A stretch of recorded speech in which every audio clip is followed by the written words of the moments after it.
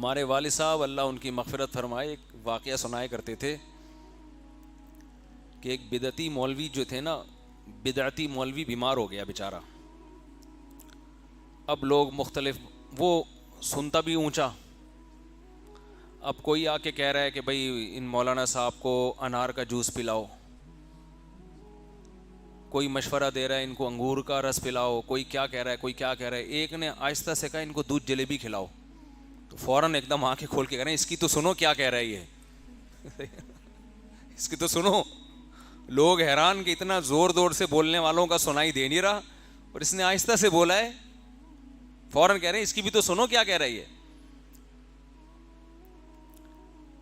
دودھ جلیبی اب تو کھانا چھوڑ دی لوگوں نے. تو خیر دودھ جلیبی پر بھی ایک چٹکلا اکثر سناتا رہتا ہوں نا، دودھ جلیبی والے مجنو الگ ہوتے ہیں اور خون دینے والے مجنو الگ ہوتے ہیں. آج کل الٹا حساب چل رہا ہے، اللہ کے نبی کی محبت میں کھایا جا رہا ہے، کھایا جا رہا ہے، کھایا جا رہا ہے. ہمارے حضرت ایک واقعہ سناتے تھے، بہت دفعہ سنایا ہے، نئے لوگ بھی آتے ہیں، کہ ایک لیلا مجنو کے قصے تو مشہور ہیں نا. مجنو جو تھا، لیلا اس کو ملاقات کا ٹائم نہیں دیتی تھی، وہ بیچارہ اسی غم میں گھلا جا رہا تھا. تو اس کا ناجائز فائدہ ایک 2 نمبر مجنو نے اٹھایا. ایک 2 نمبر مجنو تھا، وہ لیلا کے گھر کے باہر جا کے چادر بچھا کے بیٹھ جاتا. لیلا کے خادم سے کہتا کہ لیلا کو بتاؤ تمہارا دیوانہ آیا ہے. اب پہلے زمانے میں یہ آزادیاں نہیں تھی کہ لیلا اپنے مجنو سے جب چاہے جہاں چاہ کے ڈیٹنگ پوائنٹ بنا لے. کوئی رکاوٹیں تھیں، ابا کی، بھائی کی، یہ ساری رکاوٹیں. تو لیلا کہتی چلو میں ملاقات تو کر نہیں سکتی تو کچھ گفٹ ہی بھجوا دوں. تو دودھ جلیبیاں بھجوا دیتی تھی وہ. یہ مجنو صاحب طبیعت سے یہ 2 نمبر مجنو تھا، یہ پھوڑ پھاڑ کے واپس آ جاتا اور مستنڈا ہوتا جا رہا تھا نا. ہم فراق یار میں، فراق کا معنی جدائی، علیحدگی، یار کی جدائی میں، علیحدگی میں یار سے ملاقات نہیں ہو رہی. تو حضرت فرمایا کرتے تھے کہ ایسے عاشق مارکیٹ میں آ رہے ہیں جو یہ کہہ رہے ہیں بزبان حال کہ ہم فراق یار میں گھل گھل کے ہاتھی ہو گئے. یعنی یار سے علیحدگی میں، جدائی میں، یار کے غم میں، معشوق کے غم میں، بجائے دبلے ہونے کے کیا ہو رہے ہیں؟ موٹے ہو رہے ہیں. آج کل اس قسم کے عاشق مارکیٹ میں آ رہے ہیں، اتنے گھلے رستم کے ساتھی ہو گئے، رستم پہلوان جیسے بن گئے ہم. تو آپ نبی کے عاشقوں کو بھی دیکھ لو، اللہ کے عاشقوں کو بھی دیکھ لو، بزرگوں کے عاشقوں کو بھی دیکھ لو، بجائے غم میں پتلے ہونے کے پھیلتے جا رہے ہیں. اور کھانے سے، ایک تو قدرتی طور پر لوگوں کا جسم بھاری ہوتا ہے، وہ تو اللہ کی طرف سے. صحابہ میں بھی بعض بہت بھاری جسم کے تھے، بعض دبلے، محدثین میں بھی، یہ تو قدرت کی طرف سے ہے. لیکن ایک موٹاپا وہ ہے جو پھوڑنے پھاڑنے کی وجہ سے ہو رہا ہو، ایک پھوڑنا وہ ہے جو دنیا کے لیے ہو، اور ایک پھوڑنا وہ ہے جس پہ لیبل اللہ رسول کی محبت کا لگا ہوا ہو. بتاؤ یہ دوسرا پھوڑنا زیادہ خراب ہے کہ نہیں ہے؟ محبوب کی محبت میں کھایا جا رہا ہے. ارے محبت میں تو بھوک لگنا بند ہو جاتی ہے. کہ آج کل مارکیٹ میں جس قسم کے پھر کھانے پینے کے اتنے دھندے. اسلام میں تو کھانے کے 3 موقع ہیں، ایک عید الفطر پہ کھاؤ، ایک عید الاضحیٰ پہ کھاؤ، ایک ولیمے پہ کھاؤ، اور ایک عقیقے پہ کھا لو. چار مواقع ہیں، عقیقے پہ، عید الاضحیٰ پہ، عید الفطر پہ، اور ولیمے پہ. یہ 4 موقع ہیں کھانے کے اسلام میں. اس کے علاوہ بھوکا رہنا سنت ہے، فاقے سنت ہیں، روزے رکھنا سنت ہے. نبی پیر اور جمعرات کا روزہ رکھتے، ایام 20 کا روزہ رکھتے، اور بعض دفعہ حدیث میں آتے ہیں، امی عائشہ فرماتی ہیں بغیر دن کے تعین کے رکھتے چلے جاتے. اتنے رکھتے کہ ایسا لگے گا کہ آپ ہمیشہ روزہ ہی رکھیں گے. پھر چھوڑنا شروع کرتے تو ایسا لگتا کہ آپ اب روزہ دوبارہ نہیں رکھیں گے، پھر رکھنا شروع کر دیتے. اور جب روزے چھوڑتے بھی تھے تو اتنا کھاتے نہیں تھے جتنا ہم کھاتے ہیں. ناشتے کا اس دور میں تصور نہیں تھا. دوپہر کا کھانا ہوتا تھا 11:30-12 بجے، یہی ناشتہ، یہی کھانا. اس کے بعد قیلولہ کرتے تھے، اس کے بعد مغرب کے بعد رات کا کھانا کھاتے تھے. سمجھتے ہو کہ نہیں سمجھتے؟ یہ 2 ٹائم. اور یہ بھی ہمارے نبی کا معمول نہیں تھا. ہمارے نبی کا معمول 1 ٹائم. ایک وقت فاقہ اور ایک وقت کھانا. اور یہ بھی نہیں پتا ہوتا تھا کس وقت فاقہ ہوگا. گھر میں آتے امی عائشہ سے پوچھتے کچھ کھانے کو ہے. ہم جب آتے ہیں تو ہم یہ نہیں پوچھتے کچھ کھانے کو ہے, ہم کہتے کیا کھانے کو ہے. ہمارے مطلب کی چیز ہے تو کھائیں گے, نہیں تو کچھ باہر سے منگوائیں گے. کھانا ضرور ہے, آج اچھا نہیں پکا تو چلو نہیں کھانا, یہ نہیں ہو سکتا. ہمارے مطلب کا نہیں پکا تو اب باہر سے آئے گا. پیزا آرڈر کرو بھائی. کھا بھی کیا رہے ہیں یار, برگر جو چیز جس شکل کی ہوتی ہے نا ماہرین کہتے ہیں کہ قدرت نے نا میسج دیا ہوا ہے, جیسے اخروٹ بادام جیسا ہوتا ہے, دماغ جیسا ہوتا ہے, تو اس میں اللہ نے میسج دیا ہے کہ یہ کھاؤ گے تو ڈائریکٹ کھا کر کے کہاں لگے گا, دماغ. اور واقعی بادام آنکھ جیسا ہوتا ہے, بادام آنکھ کے لیے مفید ہے. تو ایک اللہ نے ایک پیغام دیا ہوا ہوتا ہے بہت سے پھلوں کے اندر, بہت سی چیزوں کے اندر. تو برگر کس جیسا ہوتا ہے, برگر جیسا ہوتا ہے. تو برگر کھاؤ گے کیسے بن جاؤ گے, برگر جیسا.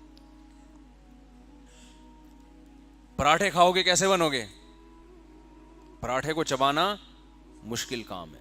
تو برگر کھاؤ گے تو برگر جیسے ہو جائے گا, جیسے برگر فیملیاں دیکھی ہوں گی آپ نے, جتنا دباؤ دبتا چلا جائے گا, کوئی ریزسٹنس ہے ہی نہیں. تو ہمارے نبی گھر آ کے امی عائشہ سے پوچھتے ہے کہ نہیں ہے کچھ کھانے کو, تو وہ بتاتی ہے تو کھا لیتے, فرماتی نہیں ہے تو اکثر پھر روزے کی نیت کر لیتے کہ چلو بھائی شام تک تو ویسے ہی کچھ نہیں ہے تو روزے کا ثواب کیوں ضائع کریں بھائی.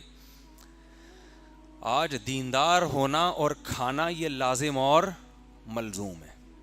حضرت شیخ الحدیث مولانا زکریا رحمۃ اللہ علیہ سے کسی نے پوچھا کہ حضرت کھانے کے بعد میٹھا تو سنت ہے. انہوں نے کہا کھانا ہی سنت نہیں ہے, فاقے کرنا سنت ہے. اور ایک چیز کھایا کرتے تھے نبی صلی اللہ علیہ وسلم, کھجور ہے تو صرف کھجور, اسی سے سیر ہونا ہے. یہ نہیں کہ کھجور میں مکھن جیسے ہم لوگ کر رہے ہوتے ہیں, ملائی ملا کے مکھن ملا کے. روٹی ہے تو صرف روٹی, ایک خوراک. دودھ تو صرف دودھ سے, آپ تجربہ کر کے دیکھیں, کبھی شدید بھوک لگی ہو صرف دودھ سے پیٹ بھریں, بہت مزہ آئے گا. دودھ جزو بدن بنے گا. یہ جو آج کل دودھ پی کے بھی کیلشیم کی کمی پوری نہیں ہو رہی, اس لیے کہ دودھ سے پہلے 2 پراٹھے کھا چکا ہوتا ہے, اس کے بعد کیلشیم کے لیے کیا پی رہا ہوتا ہے, دودھ. وہ دودھ پریشان ہوتا ہے کہ جگہ کدھر بناؤں میں, ساری جگہیں تو ڈبل روٹی اور انڈوں نے لے لی ہے, میرے لیے تو کوئی اسپیس چھوڑی نہیں ہے اس نے. تو تباہی کرے گا, وہ دھماکے سے پھٹے گا. تو شدید بھوک کی حالت میں جب بھوک لگی رہی, ہمارے نبی نے کیا پیا ہے, دودھ.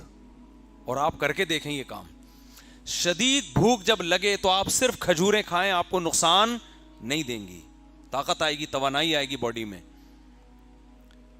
نبی صلی اللہ علیہ وسلم کے سامنے ایک روایت میں آتا ہے دودھ میں شہد ڈال کے پیش کیا گیا, آپ نے منع کر دیا پینے سے. علماء نے اس کی وجہ بیان کی ہے. یہ وجہ نہیں کہ یہ نقصان دہ ہے, یہ وجہ کہ آپ نے دنیا سے بے رغبتی اختیار کی, گویا عیش و عشرت سمجھا کہ 2 لذتیں ایک ساتھ. شہد بھی اور جائز ہے, پی سکتے ہیں, کوئی گناہ نہیں ہے. بہت سے صحابہ پیتے ہوں گے, نبی نے منع نہیں کیا ان کو, جنہوں نے ایسی زندگی رکھی جیسے مالداروں کی ہوتی ہے, لیکن ہمارے نبی نے پسند نہیں کیا. اور اس میں ایک نقطہ بھی ہے کہ جب آپ کسی چیز کو کسی دوسری چیز سے ملاتے ہیں نا, تو اس کا وہ سارا فارمولا ہی چینج ہو جاتا ہے. بھائی شہد ویسے ہی کھا لو یار, وہ خود ایک کمبینیشن ہے مختلف چیزوں کا. دودھ خود ایک کمبینیشن ہے, مرکب ہے بہت ساری چیزوں کا. اتنی 20 چیزیں ملا کے ملغوبہ بنا کے کیا کر رہے ہوتے ہیں, کھا رہے ہوتے ہیں. لگتا پھر کچھ بھی نہیں ہے باڈی کو. خیر, تو ہم فراق یار میں گھل گھل کے ہاتھی ہو گئے, اتنے گھلے رستم کے ساتھی ہو گئے. تو وہ جو مجنو تھا وہ کیا کرتا تھا, تو لیلا اصل جو سچی مچی کا مجنو تھا, جیسے میں سچی مچی میں گیا نا, تو سچی مچی کا وہ جو سچی مچی کا جو مجنوں تھا وہ سچی مچی سے مجھے یاد آتا ہے. سچ میں نے کہا تھا نا سچی مچی میں جاؤں گا, دیکھ لینا سچی مچی میں گیا, کوئی خواب تو نہیں دیکھا نا آپ لوگوں نے.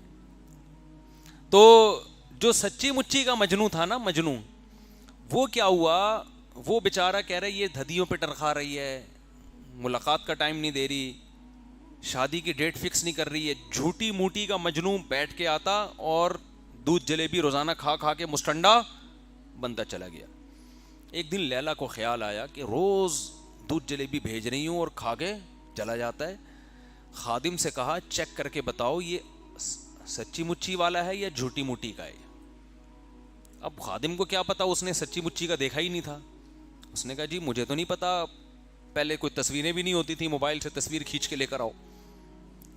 تو اس نے کہا چلو میں اس کو آزماتی ہوں, میں کہتی ہوں کہ آج خالی پیالہ لے کے جاؤ اور اس سے کہنا آج لیلا نے تم سے تمہارا خون مانگا ہے, تھوڑا کاٹ کے نا ذرا پیالے میں خون بھر کے دے دو, اسی سے پتہ چل جائے گا سچی مچی کا ہے یا. تو جب وہ خادم خالی پیالہ لے کے آئے نا تو مجنوں کے تو ہوش اڑ گئے. کیا ہو گیا بھائی, یہ جلیبی کہاں ہے اس میں؟ اس نے کہا لیلا نے آج تم سے تمہارا خون مانگا ہے. تو کہتے ہیں ہم جلیبی کھانے والے مجنوں ہیں, خون دینے والا وہ بیٹھا ہوا ہے. سمجھ رہے ہو, خون دینے والا. آج آپ حقیقی عاشقین کو دیکھنا چاہو تو آپ دنیا میں سروے کر کے دیکھ سکتے ہو کہ خون دینے والے کون اور جلیبی کھانے والے, بولو, یہ پتہ چل جائے گا. خون دینے والے الگ ہیں, جلیبیاں کھانے والے الگ ہی ہوتے ہیں.